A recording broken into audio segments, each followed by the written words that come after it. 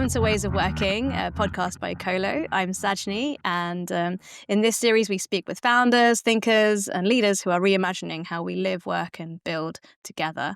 So today's guest is someone very special whose work has shaped the culture in a very quiet but powerful way.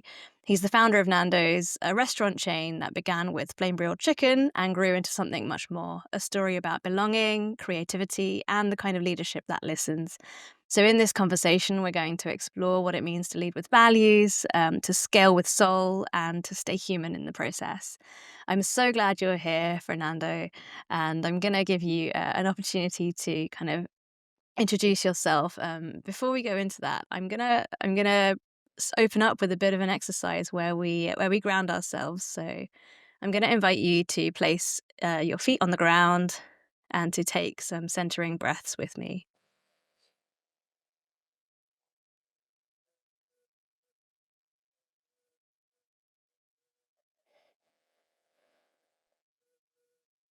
Leslie, thank you for having me. Um, I'm just an humble guy from that grew up in a village, and I just want to say that I'm not the founder. I'm a co-founder because you know my partner and I, Robbie, we decided to venture into um, into something that we knew absolutely nothing about. We both, our background was both electronics. We were working for a company that was selling and distributing consumer goods, and it was eventually sold to a corporate. And we said it's just not for us. And we sat around a coffee table and we said, let's do something together. At that stage, South Africa was going through a bit of turmoil with about to go into democracy, about Nelson Mandela to be released. And we just thought, we want to make a difference in South Africa, where everyone was leaving and was worried and concerned. We saw it from as an opportunity for us to actually do something. And the vision was to create something that we could be proud of. Now, when you're young, there's a few things that you got going for you. One of them is time. The other one is you're extremely ambitious and you've got a lot of energy. So we set out to create the Nando's world, and naively so, our vision was to take it to into other international markets. We didn't have a clue what that meant, but we knew that we had the will and like I said, the energy, um, to the extent that we had one restaurant, and our second restaurant was precisely in Portugal. So, which was at the time a huge mistake. But when you're in a startup, you don't look at strategy. You you go with your gut feel. You do what you think Hmm. is right at the time, and we made a lot of mistakes, but we learned from all those mistakes. So that was the beginning of something that we um, we think that today is special, and we would we learned as we went along. Nice. I'd love to dive into so much of that. I mean, Nando's is kind of known for its culture, right? And Yes. its values. And I'm really curious about how much of that was intentional from the beginning, and what's your view on how that sort of grew and formed? So in as much as, like I said, we didn't really have a strategy, we did have a vision, and we knew that the biggest asset in any enterprise is people. And the values was something that we actually did pretty early in within the first year of uh, of Nando's, and we when when we started and we bought into a restaurant that was selling the chicken, we changed recipes, we did a few things, and we closed. Funny enough, we bought this little place, which was like a hole in a wall. It really was a hole in the wall. And the first thing we did was close it because that place used to sell everything and anything from all sorts of food, prawns, pregos, vegetables, even cigarettes. And so we closed it and we opened it just with chicken. And Mm. so the point that I'm trying to make is we had absolutely nothing. We decided on the name Nando's. Now we had to construct and create the brand. So Mm. from something like where there was no packaging, where there was no systems, there were no processes, no, we had to we had to do all that. And I think that one of the things that we did do right was we brought in people ahead of the need. And it goes Mm. to my point of saying, people are our most important asset. Still today, we focus you know, a lot on our people in terms of well-being and even our marketing. We always say first, our marketing starts in-house, and then, we talk to our customers and we talk to the public in general. But we've always had huge, strong programs on on people. Mm. And what we found was that we brought them in experts that came and to a large extent taught us. So we knew where we wanted to go and we knew how to get there. And the way to get there was to bring the people. So when you talk about our culture, our culture still today is about having fun and making money. Mm. And I've got to, I've got to emphasize that the first thing, the first is to have fun. It's difficult to have fun without making money, but we're all about having fun and making money because people need to be happy because that's where they spend most of their time. And that's the environment Mm. that we need to create. So if you look at, for example, a, um, a brand like Google, and you go into their offices, it feels fresh. You've been to our offices, so and we've just revamped it again, to Nice. so that people have pride. So our values is about pride, passion, courage, integrity, and above all, family. Because it is a family within a family. So it was something that we were extremely conscious about, and we knew that that was the glue to, to creating something um, that was going to be successful. Because Mm. one of the things we also had, going back to what I said earlier, is our view was, and it's easy to say it, it's not easy to execute it, but failure was not an option. So when we Mm. were in dark places and so on, it wasn't about giving up. It wasn't about, you know, throwing the towel in. It was about how do we get out of this? How do we be, and one of the things that the way we always looked at it is dark times created opportunities. And that's what we looked for was those opportunities. Nice. Can you talk me through one of these dark times that spun a great opportunity from it, or just a pivotal moment in the early days that would set the tone for how the business would grow and operate?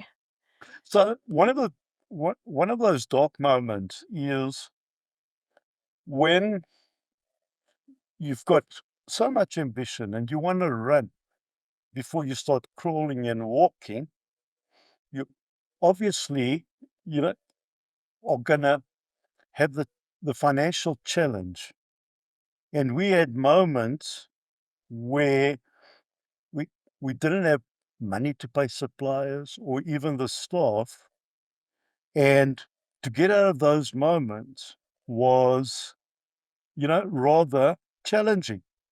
But we've always, so if you go back to our principles, integrity, we've always had to honor that because you know what? Every corporate has got values. The question is, are they to put up on the wall or are they to live them? Yeah. Good And question. our view is we gotta live by what we preach. And Yeah. so there were many dark moments. We went internationally to a large extent by default because once we packaged the brand and the brand was at substance, we were getting a huge amount of inquiries and it helped and assisted us financially to be able to grow. Yeah. And I've had the privilege of coming to your office, as you mentioned. I've also had the privilege of speaking to a lot of your suppliers, and I've also been a loyal customer of Nando's since I was a teenager, as soon as I could get myself to a Nando's. And And I think one of the things I've seen is that this culture of fun and people first, it spills over not just with your employees, but also in the way that your suppliers speak about you yes, and also how your customers kind of feel about you. And I guess, for others who want to learn from that, were there any working practices that would help to nurture that culture day by day, like on the ground? What was happening there? you know, I actually had a meeting with one of our execs yesterday, and the and we touched on it. And I said to him, you know what? It's important that you treat people with the utmost respect. It's important that you don't look at a supplier as a supplier-customer relationship, but you look at it as a partnership. And it's also extremely important that you network in the good times. And that because when the tough times come, if you've been good to them, they will be good to you. And ultimately, they're part of our bigger family. So it all ties in back to, to the values. And about 10, 15 years ago, we actually did a compass. And the compass is about a heart and soul. And then around that compass comes, all the values, and it gets broken down to quite an extensive sort of, and that's what guides us is that compass. And the inner circle are obviously the values, so Nice. we've always been extremely conscious of that. We always used to say, when people joined us, they either were with us for 3 months because there wasn't a fit, or they were with us forever. And at the end of last year, I was dishing out 30-year awards. Now Nice. that for me, those are the moments of pride. Yeah, Yeah. and we've got programs, creative programs where the staff are given the opportunity to come up and with ideas, and they get rewarded for those ideas when if we implement them. And you know, one of the things we did right at the beginning is that we don't have staff; we got nandokas, and in the restaurants we got a patron, not a restaurant manager. And our restaurants are called casas, not fast food or restaurant outlets. So it was something that we tried to bring a lot of the Portuguese hospitality Mm. into play. And if you go to someone's house, they're going to turn around and say, "Your casa is my casa. My casa is Yeah. your casa." You with me? So there Yeah. were a lot Yeah. of things that that we took. So if you look at our product, our chicken is chicken peri peri. Now, peri peri is really an African bird's eye chili. So it goes back to when Portuguese were living in Mozambique and Angola and so on. They used to do the spatchcock chicken, but they used to use the African ingredients. So Yeah. if you compare Nando's to the type of chicken you get in Portugal, it shows in the same way, but it tastes very different because the unless it's the people that returned, the Portuguese themselves aren't huge fans of peri peri. Recently it's starting to to have more traction, but Yeah. so it's a combination, or it's a mixed bag. So and if you look at my discussion, it's very much the way Robbie and I used to operate. It was entrepreneurial flair. It was no real sort of until late in the journey, where we then started bringing in prop, good executives that used to believe in strategies, but up until then, it was, one thing that was very much our compass was our gut feeling. So, Yeah. we used to look at people and say, these people have got shiny blue eyes or shiny eyes. And if they had shiny eyes, even if we didn't have a position or anything, we used to bring them in because we knew that they were going to find themselves and they were going to make a difference to the business. Nice. I often judge people by the light in their eyes as well. I think that's a really nice way to look at Mm. things. And in terms of kind of scaling with Soul, as you scaled internationally, one of the things I find fascinating about Nando's is that each country has a slightly different operating model, and scaling, growing a business often means a tension between, this tension between scale and value. So how did you navigate that as you grew, and how did you stay connected to what was happening on the ground, with your Nandokas, even as this expansion happened globally? So, there were a few things. One is we always have been very visible. So we would spend time on the ground. One of the things like, I'll give you an example. Robbie and I have never had an office. We've shared an office because that's not where we wanted to be. We wanted to be on the ground with the Nice. people that, you know, one of our sayings is, it's the people that make the chicken. So Yeah. you got to be close to, to where the action happens.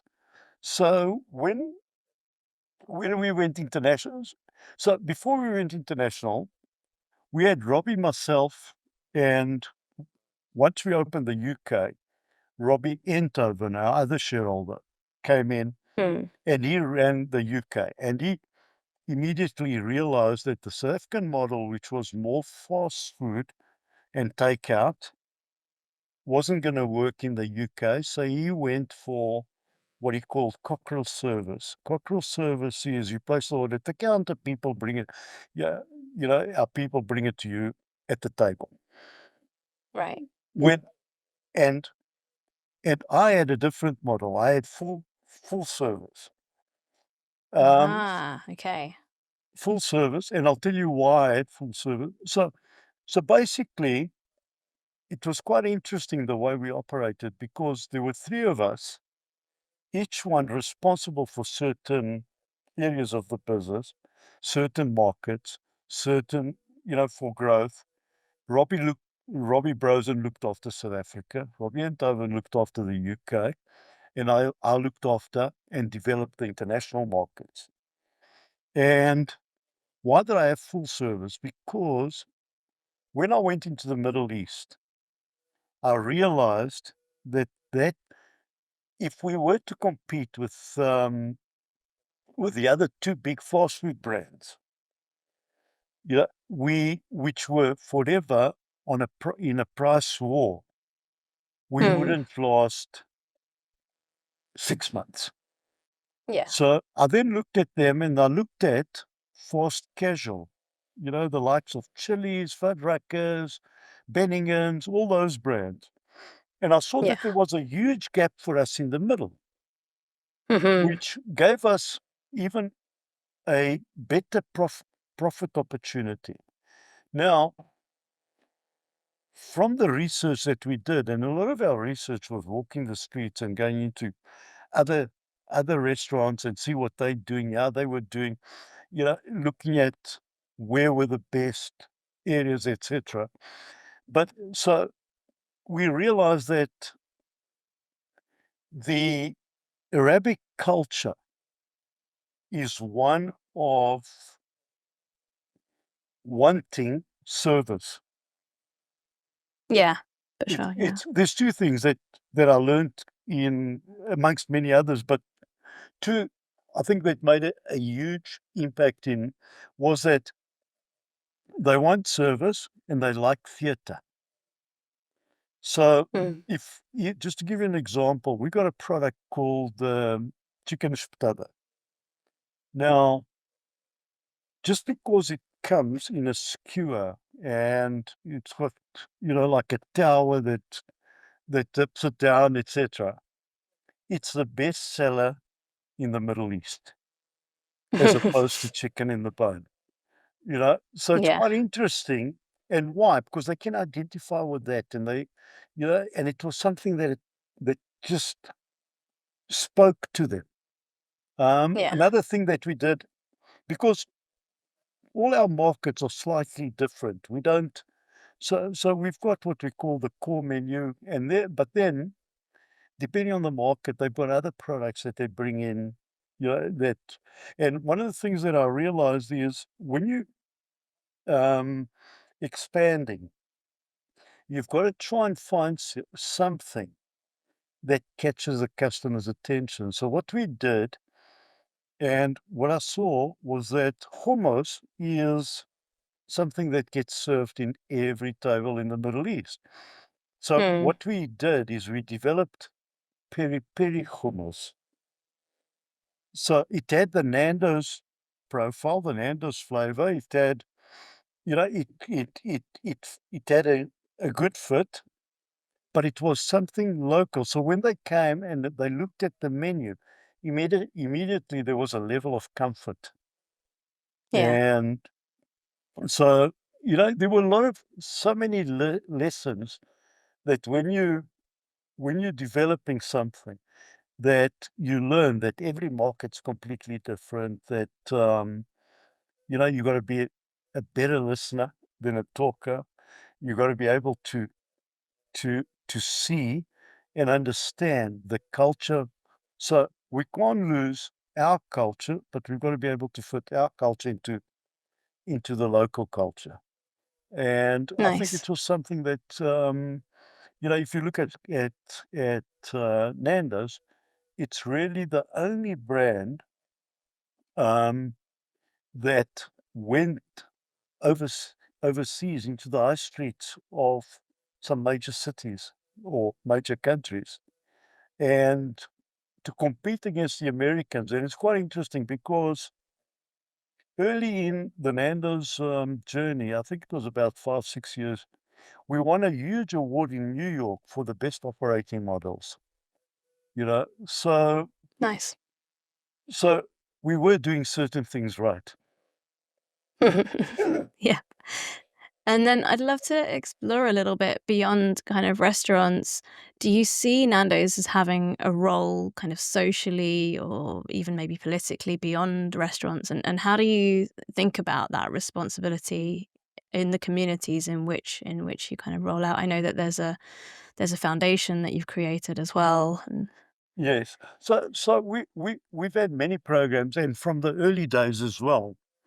Um, and one of the programs is to look at the community around our office, to look at the community around our restaurants, and to get involved either with schools or with care centers, or like, for example, our head office is, and we purposely is in a reasonably poor area. and that used to be our source factory that we then turned into head office. And we purposely stay there because it gives us the opportunity to make a difference to the community. And one of the things, for example, that we're doing is we employ about 100 people that all they do is they clean the area around the community, Yeah. and This is we in South Africa. in South Yeah. Africa. Yeah. And so, and then we've got obviously other programs. So we've got an art program where we look for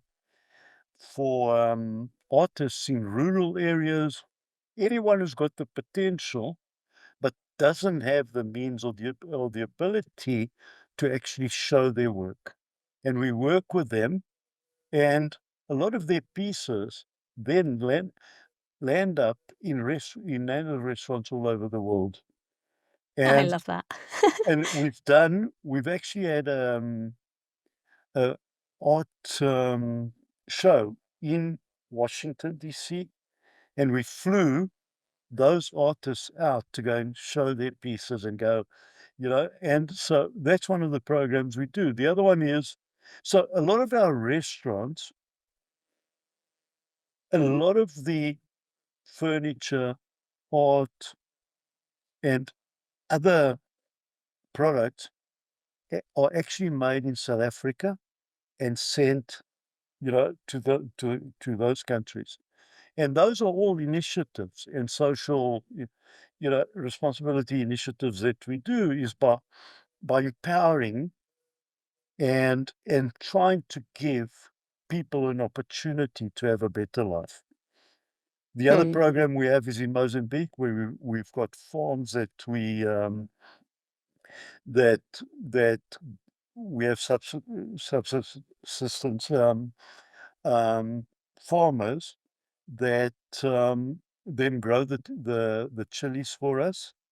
And Yeah. it's quite interesting when you go and talk to them because they say, they'll turn around and say, "You've given me the ability to be able to send my kids to school." And just a little example of something. So a lot of the rural areas don't have um, potable water. We went and we built a well where we bring it, and we put in the right equipment, and suddenly the whole community there has got water that they can drink. So it's small little things that make a big difference in people's lives. And we've got many other programs. The other huge program that we do is we trying to eradicate and reduce malaria in Africa. And again, we started in Mozambique, and the numbers are just amazing how how they've been reduced in the areas that we've gone in. We spray, we employ about 1,000 people there, and they go in the spraying season, they spray all the homes. And so those are the type of programs that we do. I often get told, you guys don't speak about that. I prefer that people find out about them rather than us. We are a humble brand. It's not about making big noise. It's about doing the right thing. And when you're doing the right thing, eventually people find out about it. Yeah. I think that's something I definitely felt the first time I met you was this sense of groundedness. And, I'd love to explore as a leader, as a co-founder, like what has helped you to stay grounded as a leader and how has that evolved through the time of Nando's as well? So I think it's in us. If I look at Robbie, he's no different. And Robbie, he already came from a wealthy family, a well-to-do family. Robbie and Tobin as well. And we just simple people. And the way I started this conversation, I said to you, I'm just a little village boy that's been given the opportunity to grow and to be able to to make a difference. but it's all about humble beginnings, and this is a brand that's got a lot of humble beginnings. So you know, so in my mind, success should be handled in a even more humble way, because you're not any better than anyone else just because you've been successful. Mm. You're still the same person that went to the same schools, that went to the same varsities, that you know mixed with all your mates, whether they were successful or not. So why should we change Mm. and be someone that we actually weren't? And that's why, and it's quite interesting, because even if from a leadership perspective, people Mm. look at us as role models. Now, we don't do anything rather than just being ourselves. And Mm. I'll tell you an interesting story. So I used to go into the Middle East, and part of my team used to come with me, and we used to meet potential partners or meet people. And we used to get into the car, and I always used to sit in the back seat. And that used to confuse them terribly, because they never knew who was really the, you know, the call it so important, the important person, and who were the others. And the only reason why I used to enjoy sitting in the back seat is because I don't have to put on a seatbelt. So whose house am I in then? But, Yeah. it used to be, and that's we we always say we're all the same. We just got different responsibilities. Some Yeah. have got more responsibility than others, but at the end of the day, we all named doctors. Nice. So moving slightly onto some, you mentioned at the beginning that you've gone through some challenges. Could you share a moment where things didn't go as planned, and how did you move through that? So we and I'm going to give you an example by going international. There, Mm. it was there was no, like I said earlier, there was no strategy. It was mainly by default. It was mainly by need. And in those days, it wasn't a recognized brand. We had to go and preach the gospel, and and try and convince people that we are who we thought we were, but that we were going to be something special. And it's not easy, because how do you show value when you're still a toddler?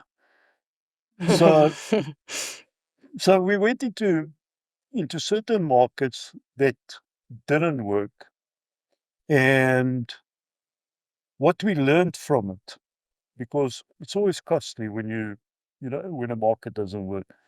We learned that Nando's works everywhere in the world, provided we have the right partners, the right people. So what we Yeah. learned was a lot about choosing the right partners. And it's a mistake that you can still make today, because you always go with the best intentions. And sometimes there's no fit. And that's what we Mm. found in the early days is we got involved whereby we thought there was a fit, and then we learned that there wasn't. So today we're a lot more cautious in terms of how we go into a market, and in saying that, we will still make mistakes. So Mm. I always say, you know what? As long as we learn from our mistakes, it's value.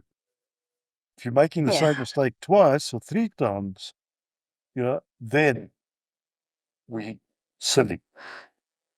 Mm. So so yeah, so those, there's so many lessons that and I'm not good with in terms of memory because I don't want to remember the bad things. I want to remember the good Yeah. thing.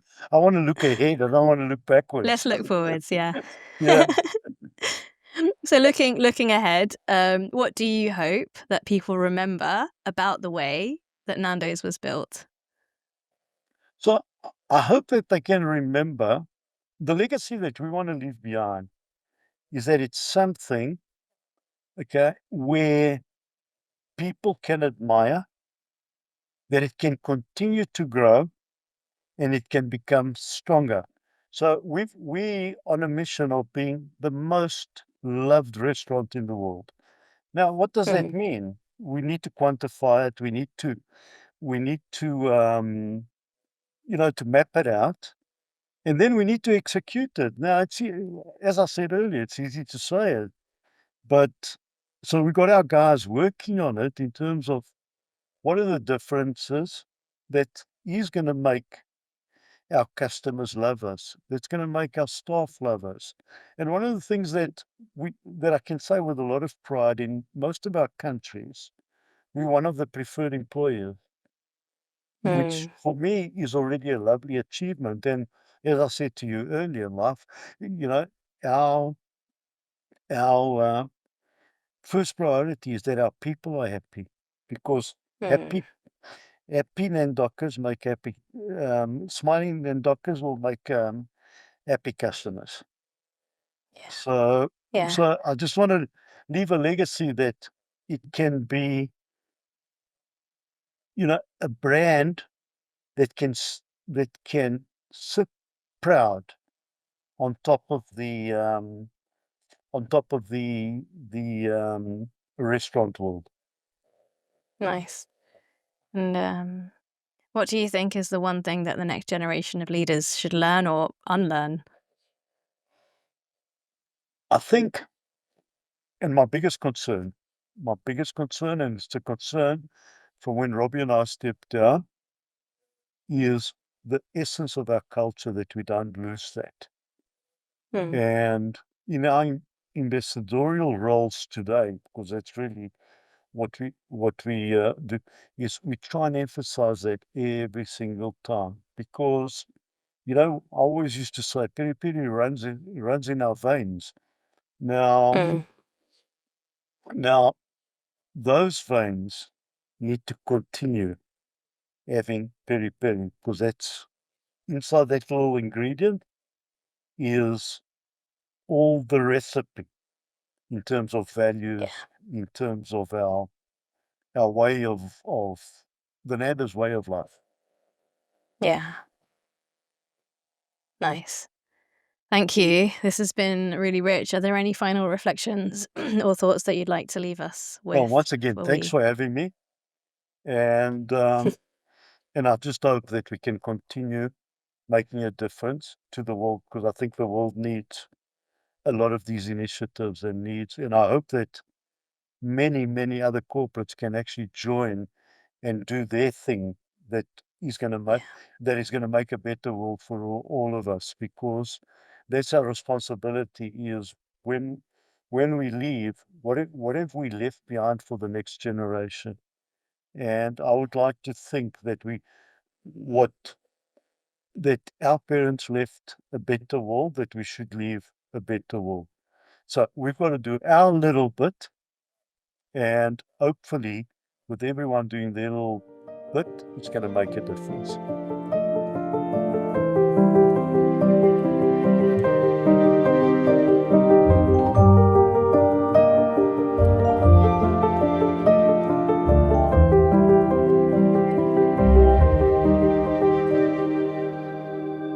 Hey. So, did you enjoy that conversation?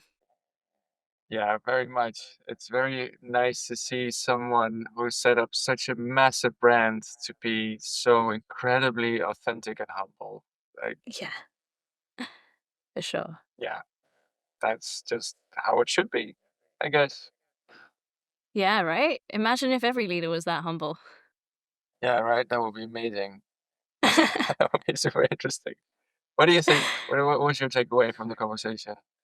My top 3 were, so if I take a step back, like, Nando's Yeah, is one of the few brands that has, like, scaled internationally and kept its personality, which I think is a tremendous feat, right? You say Nando's to anyone, and they think way beyond the chicken. So I think, my top 3 takeaways is scale really works when the culture scales with it. So they've grown internationally, but with this real, like, values-led intention, and they've done it by staying close to, to quote him, "the people that make the chicken." So they've adapted to the local cultures, but then they've still kept their own. And these values like fun, family, and taking real pride in every market, like, they've really embedded the culture through. Like, it's not just a layer on top. My second one was around the partnerships. So I've had the privilege of speaking to a lot of their suppliers, and when I have spoken to their suppliers, the love that they have for Nando's is clear, because they're actually quite small compared to some of the other customers that those suppliers are serving. Nando's are actually quite small, but they've built those relationships. And again, going back to what he said network in the good times, because in the hard times, then they'll be there for you. So that loyalty that they've built is very strategic how they've done that. yeah, And then my third takeaway was, yeah, as you said, humility. Maybe humility is the future of leadership. Um, so he's got this real emotional intelligence. He shares the office. He sits in the back seat of the car. He hires people based on the light in their eyes.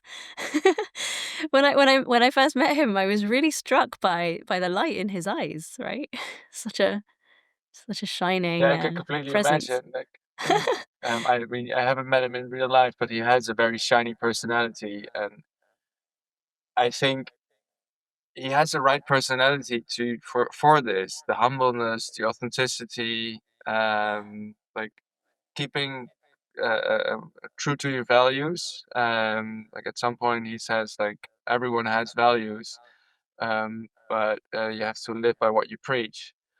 Yeah, Otherwise, it's useless. Um, yeah, and they managed to beautifully build that into like a global brand.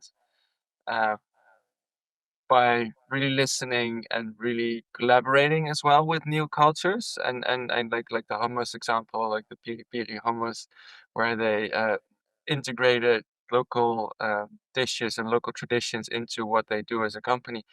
And it's a beautiful way of like seeing it's nice to see success where these efforts are being made to integrate between different cultures and that yeah, it can be done on a global level, like hundreds and hundreds of restaurants, and still being authentic and not afraid that a different culture will eat your ideas or eat your